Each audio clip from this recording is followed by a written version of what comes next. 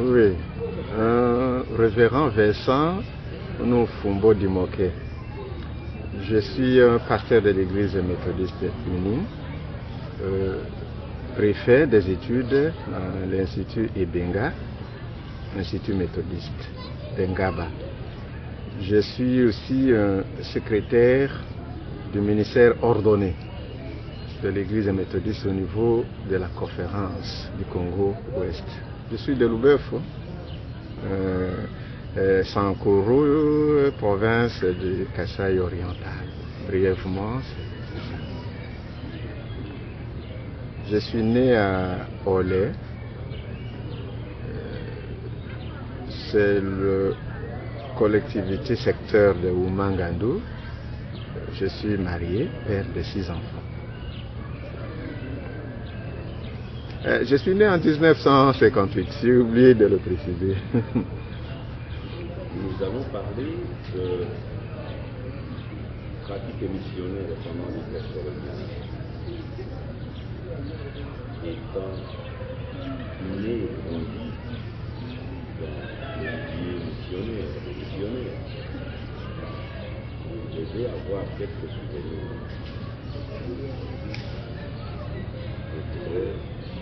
Connaître quelques souvenirs qui vous ont marqué ou qui ont été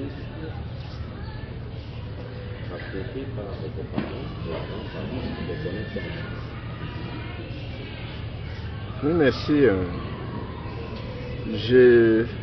Je me rappelle bien, je ne voudrais pas m'embourber dans l'historique de l'arrivée de l'église méthodiste ici, mais sinon, les missionnaires sont arrivés en 1912 à Wembonyama. Wembonyama, ils ont rencontré le chef Wembonyama. Ils ont traité avec les chefs, n'ont pas traité avec les colonialistes. C'est ce que nous a un peu rassurés. Parce qu'au fond, c'est l'évêque Rusley Lambouf qui est venu des États-Unis. Il était flanqué des Noirs américains. C'est pour rassurer les autochtones. Alors, arrivé à Luebo, dans le Kasaï occidental, il a trouvé les presbytériens. Ceux-là lui ont dit non, ici c'est occupé. Si vous voulez évangéliser, allez au centre de l'Afrique, dans la région, on l'appelait région Batetela. Il est descendu, mais ils n'ont pas oublié de chercher quelqu'un qui connaissait la contrée. C'est alors qu'ils auront un certain Moudimbi, ami personnel de chef Wembonyama. Moudimbi les a accompagnés jusqu'à Wembonyama, et à Wembonyama, quand le chef a vu son ami, il était rassuré, il les a reçus à bras ouverts. Donc l'église méthodiste a commencé à partir de là, en 1912.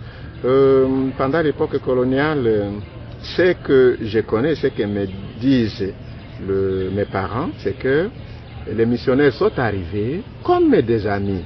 Vous voyez vous-même la démarche à partir des États-Unis. Ils viennent accompagner des Noirs américains. Arrivés à Luebo, ils prennent un hôtel là, celui qui connaît bien les milieux, ils descendent avec eux. Là, c'est pour rassurer les gens, et ils étaient nos amis à l'arrivée. C'était très bien, ils étaient bien accueillis, mais le problème qui est là, c'est que ça n'a pas trop traîné à déchanter. Pour quelle raison? C'est presque une contagion. Ils ont trouvé les colonialistes belges. Là, on ne peut pas se voiler la figure. Et ces colonialistes nous maltraitaient ici, tellement qu'ils n'étaient pas religieux. Donc, ce sont des administratifs. Ils nous maltraitaient, mais ils ont commencé à reprocher les missionnaires américains de pouvoir traiter avec nous d'égal à égal, puisque sinon, on risquait d'amener les Noirs à vite contester l'autorité des Blancs. Alors les missionnaires méthodistes et ont commencé à emprunter petit à petit ces comportements colonialistes. Et ils ont fini par ouvrir une manière de dictature à l'Église.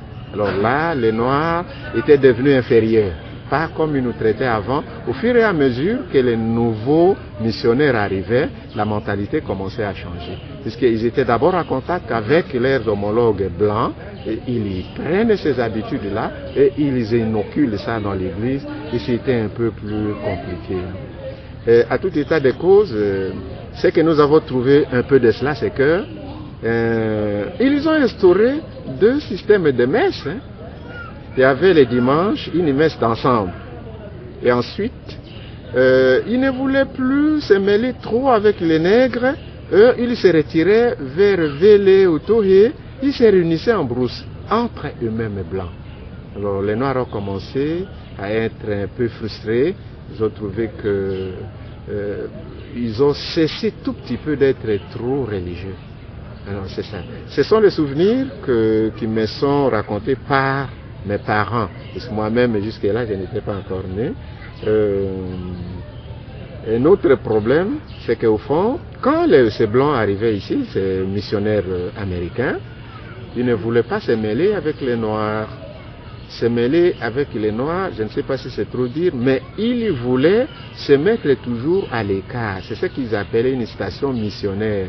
Et cette station missionnaire, on la qualifiait de sainte.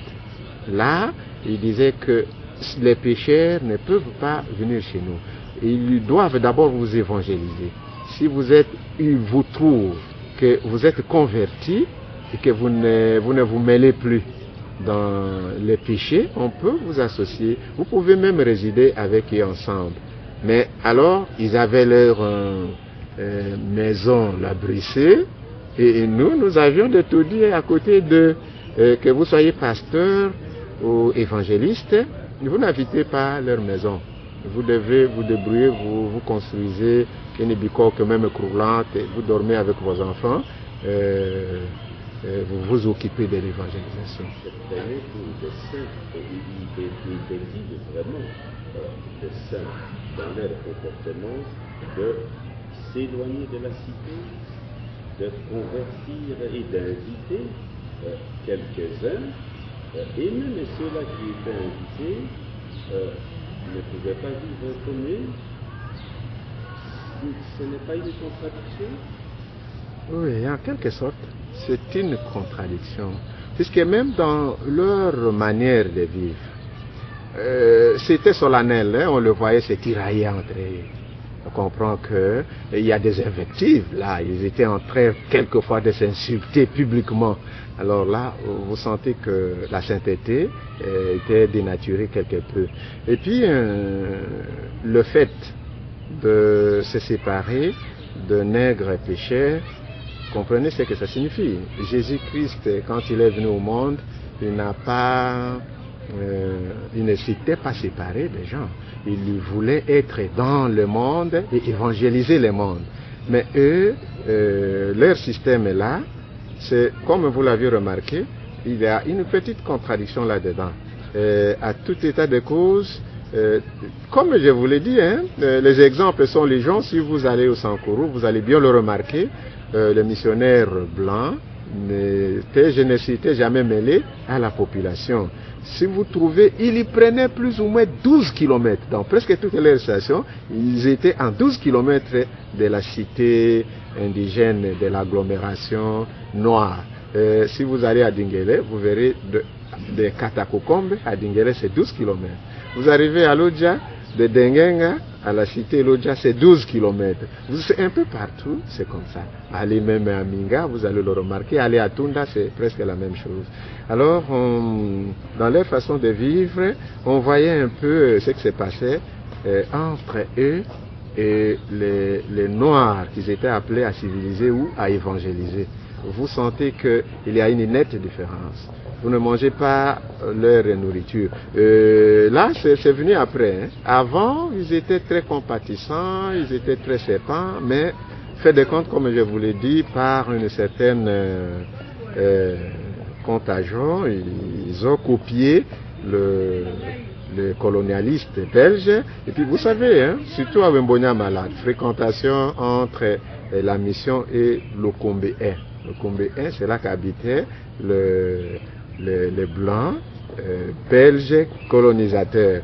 Et la mission, là, les missionnaires américains. Bon, alors il y avait une certaine compénétration, une fréquentation, et nous avons compris que les missionnaires ont copié les Blancs qu'ils ont trouvés à Lokombe 1. Voilà à peu près ce que j'ai retenu comme remarque. Mais je ne peux pas les diaboliser continuellement. Ils n'étaient pas tous mauvais. Beaucoup d'entre eux, c'est pourquoi nous, on pénétrait même leurs secrets. Beaucoup d'entre eux aimaient beaucoup les Noirs. Et ils se reprochaient même publiquement. On dit non, nous, quand nous sommes venus de chez nous, on n'avait pas eu cette mission. Pourquoi nous devons traiter ces gens comme ça? Comment seront-ils convertis s'ils nous trouvent un peu hostiles vis-à-vis de leurs habitudes, vis-à-vis de leur famille, et ainsi de suite. Alors, on comprenait qu'il y avait entre eux des bons, je ne sais pas comment appeler les autres, mauvais, moyens, médias, je ne sais pas, mais à tout état de cause, certains étaient un peu hostiles. Le réveil spirituel. Vous avez quelques souvenirs? Évidemment, le réveil spirituel, c'est un exercice spirituel, un exercice missionnaire évangélique qui a révolutionné un peu l'évangélisation au Sankourou. Le réveil spirituel, surtout avec révérend Red, c'est celui-là qui est venu avec ce système, hein, puisque le réveil spirituel, c'est un peu spécifique à l'église méthodiste. C'est John Wesley et ses amis qui ont commencé ces genres de prières. Le réveil spirituel que dans notre langue maternelle on appelle Mbolo. Eh bien, lui, quand il est arrivé, je vous ai dit qu'il venait en tour de rôle. Mais le tour du révérend Red, on l'appelait Wanji Shucha. Puisque quand ils arrivaient chez nous, on observait le missionnaire et on lui collait les noms qui lui convenaient. Bon, celui-là, on a trouvé qu'il avait la stature de chef de groupement Djondo, Shucha Djondo. Alors on lui a donné les noms de référent Shucha. Il s'appelait, oui, comme je pense qu'il est déjà mort, il s'appelait Red. Mais ici, on lui a donné les noms de... Wanji Shucha a fait un réveil spirituel à Widi Wumvulambe, c'est au-delà de la rivière Wumvulambe. Même dans des livres historiques, on écrit Widi Wumvulambe. C'est comme ça que nous connaissons mieux l'endroit. Bon, là, ils ont aménagé un endroit calme, puisque s'il faut faire un réveil spirituel et réussi, il faut aller dans un endroit calme, là où vous n'êtes pas dérangé, vous ne sortez pas. Vous y prenez plus ou moins une semaine. Alors ils ont pris une bonne semaine, ils ont d'abord, avant d'y aller, arrangé l'endroit et construire des petites huttes de bicoque. Alors là, vous y allez avec votre ration de toute la semaine, mais la ration qui n'est pas consistante. Il faut juste quelque chose le soir, une petite bouillie et c'est tout. On ne mange pas à sa soif, on ne boit pas trop. C'est comme ça, on se consacre à la prière. Alors, à Widi Wumvulambe, je veux vous préciser qu'un phénomène qu'on a trouvé là-bas, c'est qu'au moment où ils arrangeaient l'endroit, c'est vrai, il n'y avait rien du tout. Mais juste 1 ou 2 jours après la prière, il y a quelqu'un qui a vu, juste à côté, c'était solennel comme ça, un palmier qui avait 9 têtes. Et les gens ont compris que ça, c'est presque un miracle. Nous avons été ici quand on travaillait. On n'a pas vu ce palmier. C'est le Seigneur peut-être qui veut opérer un miracle au cours de cette réunion spirituelle. Eh bien, je vous dis que c'est la réunion spirituelle qui a échafaudé presque tous les grands évangélistes de l'époque. Entre autres, révérend Ganjolo, révérend... il y en a toute une série là, mais celui qui était un peu plus marquant là, c'est Vanda, qui n'était pas révérend, mais c'était un évangéliste. Je pense que lorsque vous allez compulser la documentation ancienne, vous pouvez tomber sur ce vaillant évangéliste Vanda. Mais ce que nous avons remarqué dans Vanda, je voudrais peut-être ouvrir cette parenthèse, la laisser, je vais continuer. C'est pour vous dire que c'est un réveil spirituel qui a réussi largement. Largement pourquoi? Puisque presque tout celui qui était dans cette réunion avait été visité par l'Esprit de Dieu.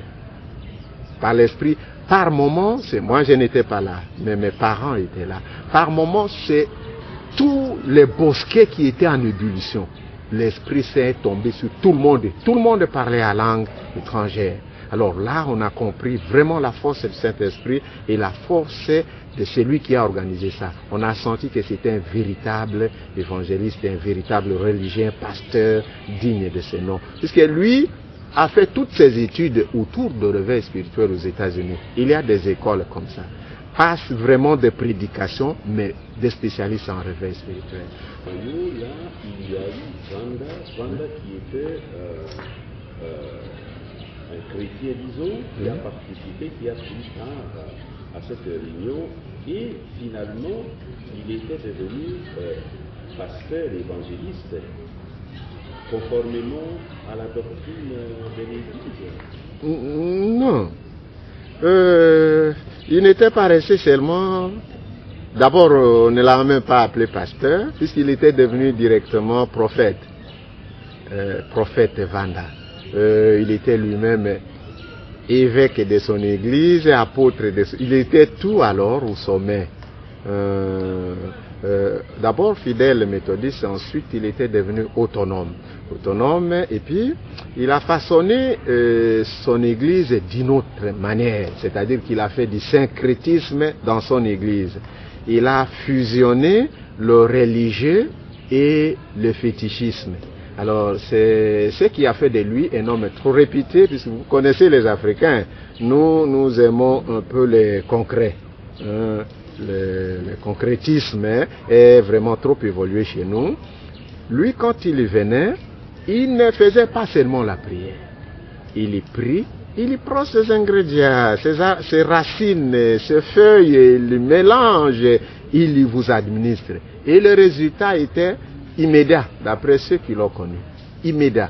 Un sorcier ne vous attaque pas, puisque après avoir prié avec vous, il vous laisse un protecteur. Le protecteur que vous pouvez porter au niveau des tailles, que vous pouvez mettre, je ne sais pas moi, au niveau du bras comme un bracelet. Alors, les Noirs aiment beaucoup ce genre d'histoire. Les Noirs n'ont pas carrément rejeté la religion occidentale, mais chez les Occidentaux, c'était un peu abstrait. Et chez Vanda, c'était trop concret.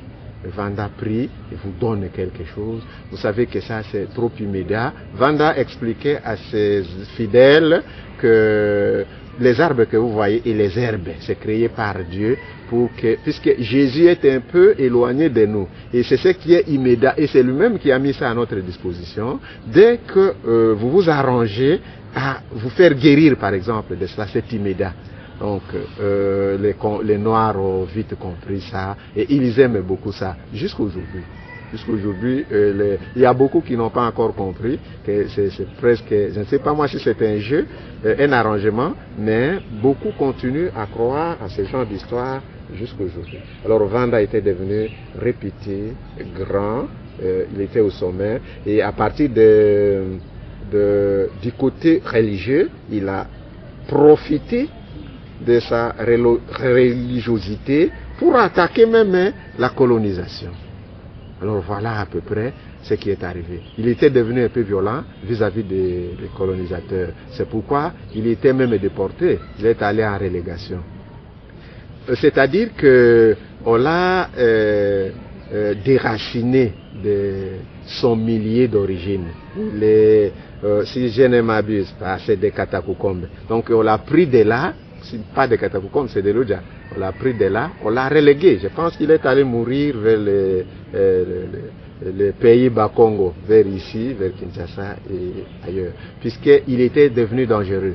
C'est alors que vous avez vu, c'est la même chose comme Kimbangu aussi, hein. On a pris Kimbangu de là, on l'a relégué à Katakukombe. Voilà un peu, c'est presque un échange de gens dangereux, puisqu'ils ont plus influencé leur côté. Alors ils ont compris que si vous laissez Moutete là chez les Batete là, il sera plus écouté. Si vous laissez Mukongo chez les Bakongo, il va influencer tous les Bakongo. Et il y avait aussi problème de langue. Un Moutete là qui arrive chez les Bakongo, il ne saura plus disséminer son message comme il le faisait dans sa langue maternelle. C'est ça. Malgré la présence des missionnaires, nos conceptions religieuses étaient aussi très très fortes. Elles les ont traversé les temps, elles les ont traversé l'époque coloniale.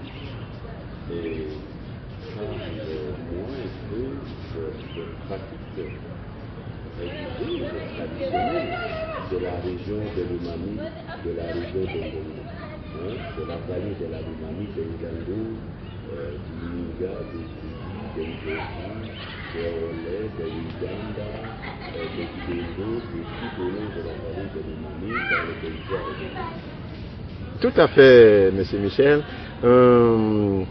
Nous avons connu Dieu avant l'arrivée de évangélistes et missionnaires occidentaux.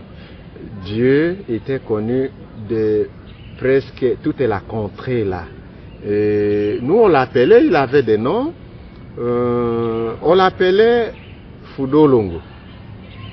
Fudolongo, c'est un dieu protecteur, c'est un dieu très gentil, compatissant, c'est un dieu amour. Et on l'appelait aussi Djongo Manga. Djongo Manga, si par exemple nous voulons l'inviter pour une sanction, on l'invitait en ce nom-là, puisqu'on savait que c'est un Dieu méchant, un Dieu qui ne pardonne pas, un Dieu vengeur. Oui, vous avez outragé quelqu'un, il invite Djongo Manga pour se venger. Et il est vengé, hein? C'est comme ça. Nous aussi, on connaissait ces dieux-là, et on savait qu'il avait ses représentants. Ces représentants étaient des sortes de fétiches. Des fétiches que nous embellissions dans nos statuettes et des statues. Il y avait des statues costaudes qui représentaient Dieu dans beaucoup de villages. Chez moi, à Olé, il y avait Kikumu. Kikumu représentait notre Dieu.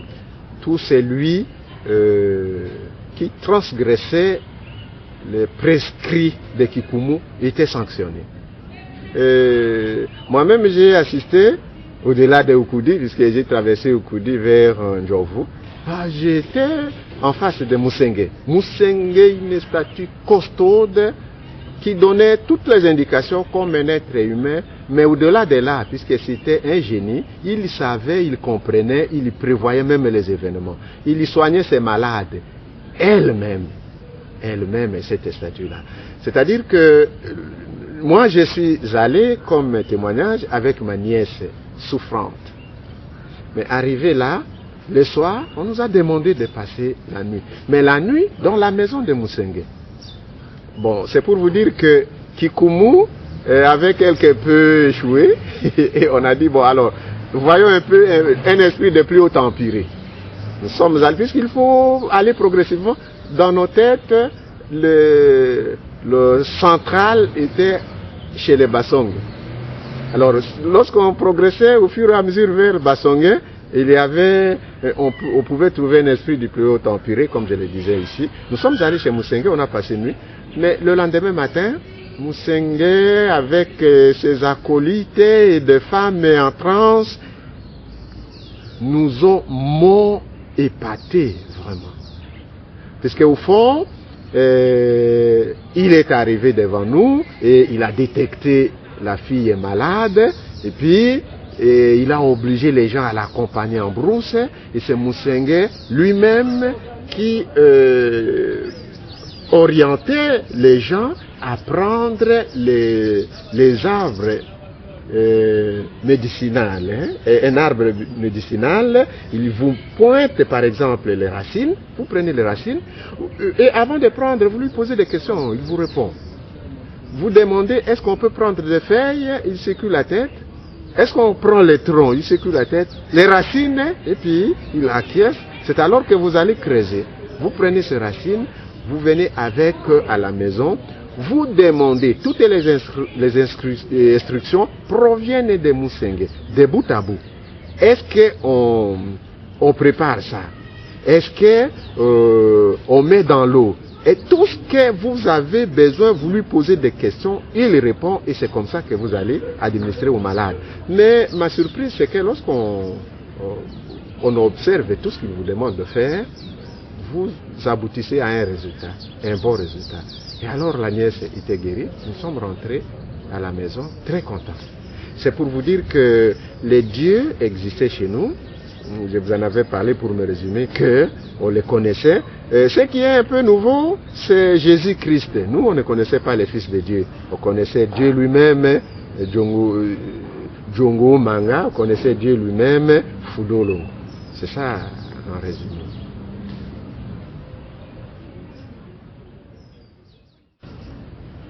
Est-ce que vous avez quelque chose que nous n'avons pas pu aborder pendant cet entretien que vous voulez dire pour conclure concernant le pratique des missionnaires pendant la période coloniale? Oui, ce que je peux ajouter là, c'est que les missionnaires sont nos bienfaiteurs au Sankuru. Grâce aux missionnaires, nous avons pu étudier et je peux vous parler comme je vous parle maintenant. Sans missionnaires, ça aurait été un problème très difficile pour que je puisse arriver à m'exprimer même en français. Les écoles, ça c'est un élément capital de l'arrivée des missionnaires. Les hôpitaux, oui, les maladies ravageaient le peuple, mais grâce aux hôpitaux, nous étions sauvés. Ce sont des missionnaires. Les missionnaires ont pris beaucoup de jeunes gens de chez nous et ils sont allés avec eux jusqu'aux États-Unis. Donc là, c'est un atout majeur de ces missionnaires. Et ces jeunes gens qui sont allés avec eux ont étudié leurs sciences et ils sont revenus nous encadrer ici. Voilà un peu, chez nous, nous sommes un peu évolués, développés grâce à l'œuvre missionnaire au centre, surtout dans la région méditerranéenne. À tout état de cause, je pense que la gentillesse de ces missionnaires vient du fait que aux États-Unis, d'abord, ils avaient des Noirs, les Noirs américains, qui sont allés bien longtemps et avec qui ils s'étaient familiarisés. Et alors, cette habitude-là, on l'a perpétrée jusqu'ici. Le problème, c'est que ceux qui sont allés aux États-Unis étaient libérés avant. Ils sont devenus les égaux des Blancs. Et c'est différent de ceux qui étaient en Europe, puisque les Européens n'ont procédé à la décolonisation que vers les années 60. Alors voilà un peu la différence entre les missionnaires américains et les missionnaires européens. En tout cas, c'est ce que je voulais ajouter pour conclure.